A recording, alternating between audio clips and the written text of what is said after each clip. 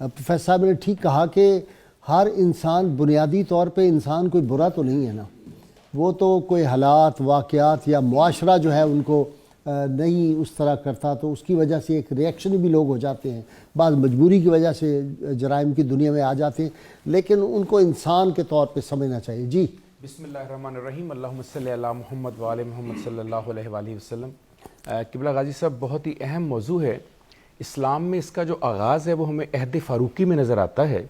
उससे पहले हज़रत अबू बकर सिद्दीक़ रज़ियल्लाहु तआला अन्हु के दौर में और हुज़ूर सल्लल्लाहु अलैहि वसल्लम के दौर में इसकी उस तरह से ज़रूरत पेश नहीं आई थी। लाइन खाने की तरह इसमें होता है। आइए जी आइए।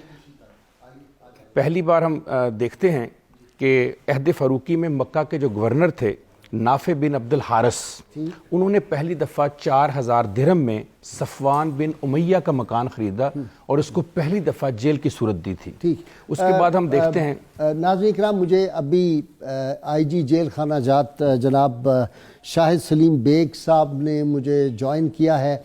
ये पंजाब की तमाम जेलों के जो इसको कहें कि सरबराह इस वक्त, और मैं समझता हूँ कि ये मुझे खुशी हो रही है। बड़े महदूद चंद हमने बड़े ऑफिसर्स को मुख्तलिफ महकमों को बुलाया, उन्होंने कहा सुबह नहीं उठा जाता, तो शुक्र है कि IG जेल खाना जात वो सुबह सुबह उठ के हमारे पास आ गए हैं। और ये मैं सब रिक्वेस्ट करता हूँ जो गवर्नमेंट के अदारे हैं उनके सरबराहान, छोटे अफसर तो बेचारे जाग जाते हैं, ये बड़े अफसरों का बड़ा मसला होता है। वो सेक्रेटरी एनवायरनमेंट जो थे वो हमारे प्रोग्राम में 3-4 मरतबा सैयद मुजम्मिल साहब आए।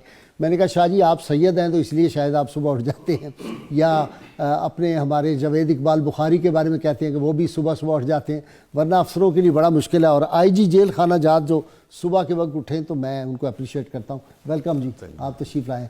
जी डॉक्टर साहब आप अपनी बात मुकम्मल करें। मैं बात कर रहा था कि अहद फ़ारूकी के हवाले से बता रहा था कि पहली दफ़ा जो जेल का इस्लाम में तस्वर आया और बाकायदा जेल खाना जात बने वो उस दौर में बने। फिर हज़रत अली करमल्लाहु वजहुल करीम ने कूफा में जो है वो दूसरा जो है वो जेल का आगाज़ किया।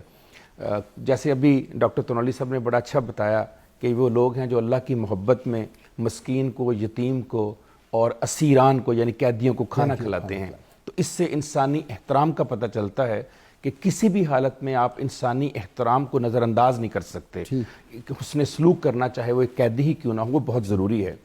ग़ज़वा बदर में जब एक अज़ीम शान फ़तह हुई तो उस मौका पर रहमत कुनैन हज़रत मोहम्मद मुस्तफ़ा सल्लल्लाहु अलैहि वसल्लम का ये जुमला कैदियों के लिए नबुव्वत का सबसे बड़ा अतिया है, सबसे बड़ा तोहफ़ा है। वो जुमला सुन लीजिए और फिर मैं आपको जिनेवा कन्वेंशन की बात करते हैं। आप फरमाते हैं, ए अल्लाह, ए लोगो, अल्लाह ने आज तुमको इन पर कुदरत दी है जो कल तक तुम्हारे भाई थे। वाह। अब ये इस जुमले में 142 शिक्के हैं जिनेवा कन्वेंशन की, सारी इसमें तो सारी की सारी मैंने रात पूरी पढ़ी जी बैठ के। 142 शिक्के पढ़ी कि 1949-50 में जो 142 शिक्के की गई, क्या उसमें से कोई ऐसी बात मिल जाए जो इस जुमले में ना आती हो। वाह वाह वाह। एक जुमला 142 शिक्कों के ऊपर जो है वो भारी हावी है।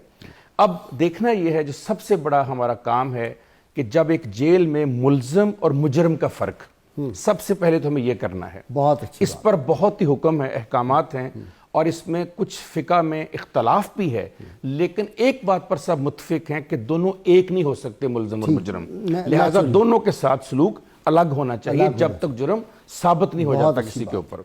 दूसरी बात यह है कि किसी भी कैदी को अपने कैद खाने में किसी तरह की भी सज़ा हो, उसे आप मजहबी अमूर से महरूम नहीं कर सकते।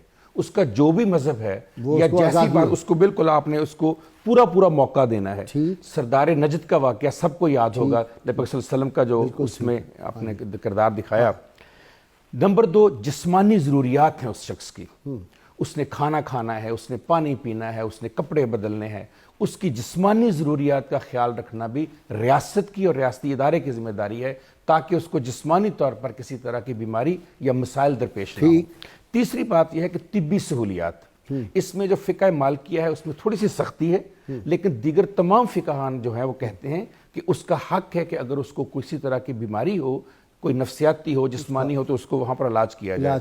और ये हाकिम पे भी मौकूफ़ है कि वो देख ले कि किस तरह के हालात हैं। समाजी हुकूक उनके जो हैं, अखबार पढ़ना चाहते हैं, रेडियो सुनना चाहते हैं, TV पे कोई ख़बरें देखना चाहते हैं, अपना राब्ता करना चाहते हैं किसी के साथ, या वो कोई और उनकी कोई ऐसी समाजी है तो उसके भी ऊपर उनका।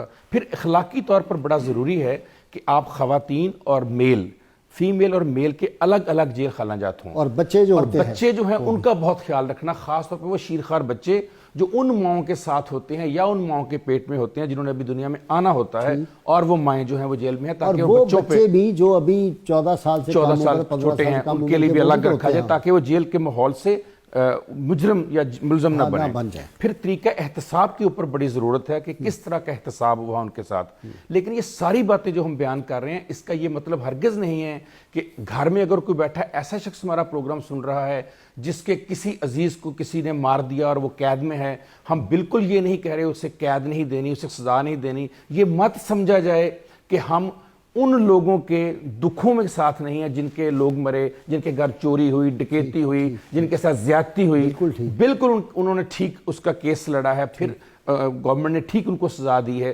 لیکن ہم صرف یہ کہہ رہے ہیں کہ ایسا حسن سلوک کریں کہ آج کسی ایک گھر کا نقصان ہوا ہے کل کسی اور گھر کا نقصان نہ ہو، یہ شخص جو آج یہاں سے جائے یہ کل حفاظت کرے، یہ کل محافظ بنے، بہتر بنے۔